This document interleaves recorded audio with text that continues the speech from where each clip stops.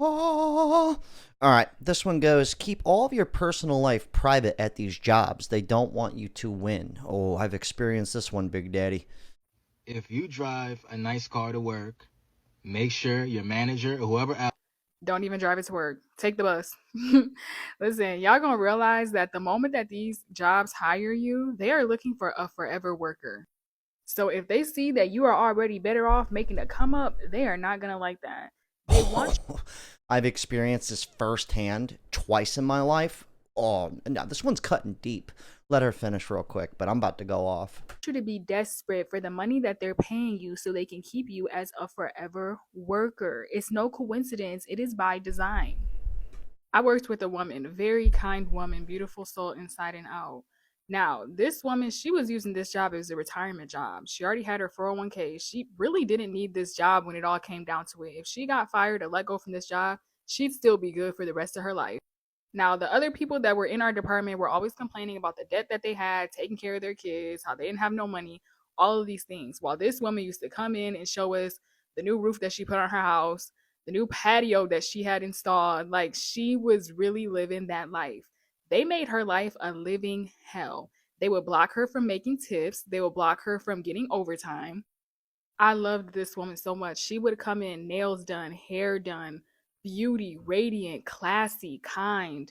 She was the woman that you want to be in your retirement, period. She gave all of that. Everything looking good on her. This was an everyday thing for her. Mind you, we're working with people who are coming in bummed out and crumbed out by choice. This is their choice. So you have to be careful on what you show at these jobs. If you show that you don't need this job, they're gonna start treating you like you don't. 1000%. Before we get into the comments, so I've experienced this firsthand. Also, speaking of water, today's video is sponsored by Breastwater, breastwater.com, supporting breast cancer and also hydrating yourself, breastwater.com.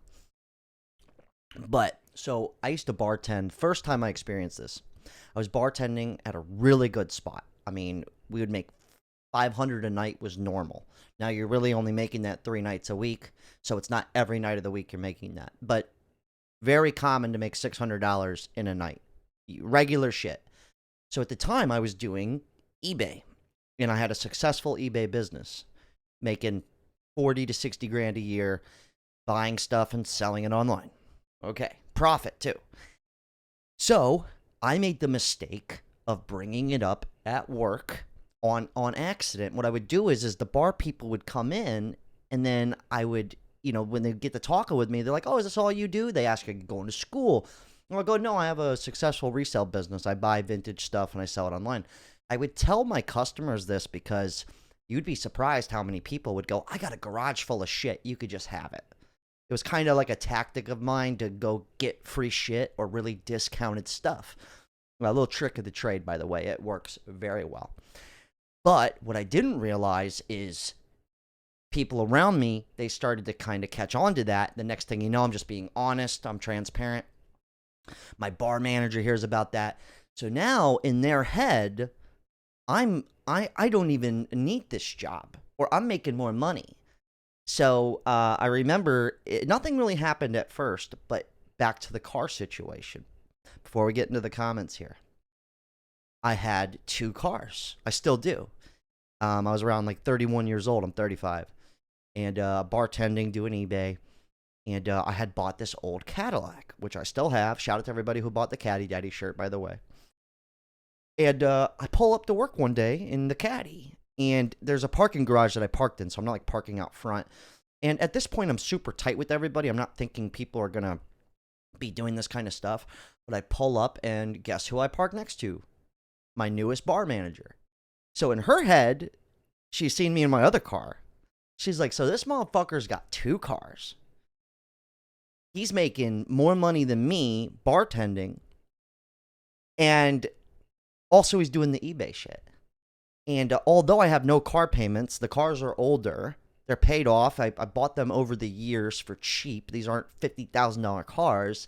It still does something to people's psyche. I don't know what that is, but the moral of the story is I ended up losing shifts, bar shifts. I am just quitting there altogether. But the reasoning was like, you're a baller. You don't need the money. I literally got told that. And I was like, what? In my head, I'm like, how do you think I even got to even make money like this? I'm a hustler. I work more than you. That's why. It doesn't matter if you take my bar shifts. Like, I work more than you. That's why I'm able to do these things as a person with no real job. But this happened a second time. Let's get back in the comments. That happened a second time at another restaurant. But this is when YouTube became successful. And a few people found out about the YouTube thing at my job. But once people at my work started watching my YouTube channel, and I used to do live streams, and one of my live streams, I don't do them anymore, but one of my live streams, I got like $900 in super chats. It was fucking insane. All right? Like, I couldn't believe it. That's not normal. But it happened to like $300, $300, $200, $100, like back to back. It was insane. I was just sitting there like, what in the fuck? Well, guess what? 3 of my coworkers were watching my live stream. So when I went into work, immediately I just go, fuck. And they're like, why do you still have this job? And I'm like, because it's the internet. You know, like, I wasn't sure, right? It doesn't matter if I made $6,000 this month off the internet. I have no idea. I needed, this was my version of stability. But now in their head, all these people, I don't really need this job. And the truth is I didn't. I ended up quitting very shortly after that. I gave my 2 weeks. But my point is like, I learned the hard way. And one time was just by my own doing, and the other time was just by proxy. YouTube started blowing up. One person found out about it. Everyone else, you know, I couldn't really get around that one. But the first time I remember being like, I'm never telling shit when I go into work. Like, they don't know nothing about what else I'm doing. True story, though, man. Desperate coworkers are the best workers because their life depends on it. Yeah, true. Yeah, your boss, you don't want to make more than your boss. When I was making more than my manager and she could see that, I get where she's coming from. I do. But I'm also kind of the person that wants to surround myself with people.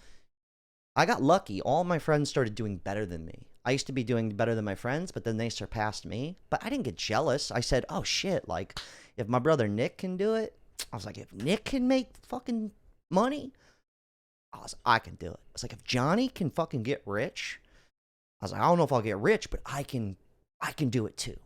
We're on the same wavelength. Like, I like that, but not everybody's got that. A lot of people doubt themselves. All right. I had a sales job that I didn't need, and the manager hated me for it because people loved me because I wasn't desperate for their money. So he tried to find a way to get rid of me, and now I'm doing my dream job. Yeah, that'll happen too. I've had some bitter coworkers when you're just like happy, you want people to win, you're not stingy, you know. Sharing the wealth, you actually make more money. I've always worked in results-based jobs where your performance is how you get paid, how much you show up. It's not really an hourly deal. That's always been my main source of income. So not everybody can really hang. You're either willing to put in the work or you're not. So, but I've always kind of thrived in those environments. But not everyone's going to like that, especially when you're just killing it and people like you. Truth, act like you need them and never show you got anything. But that's just pathetic. You shouldn't have to do that. You know what I mean? Unless you show up to work in like a nice-ass car that you shouldn't be driving. That's just stupid. And you might need somebody to tell you, hey, that's probably a dumb decision. Like, you can't afford that. Sometimes you need to learn the hard way, though. Let's be honest here. Damn, where are you guys working that people are hating on your vehicle? My coworker drove a Bentley and a Porsche to work, and no one cared. Well, that's a different echelons of society. Anyways, I'll leave the link to this chick down below, but yeah, don't be shocked when you pull up in the new car, you know? One of my acquaintance of mine, he got a new truck. And let's just say some of the people he works with, a little bit jealous because they're further along in their career and they don't have new trucks. But the truth is he just got it like that. And he took the risk, and he's willing to work. He's willing to do it. But yeah, I mean, that's just how life is, though. People are going to be jealous. You're going to have people want you to win, but very finite amount of people, and especially your boss. You don't want to outshine um, your coworkers or even your manager. Hell of a talk. Unreal. Take the bus to work. Fuck that.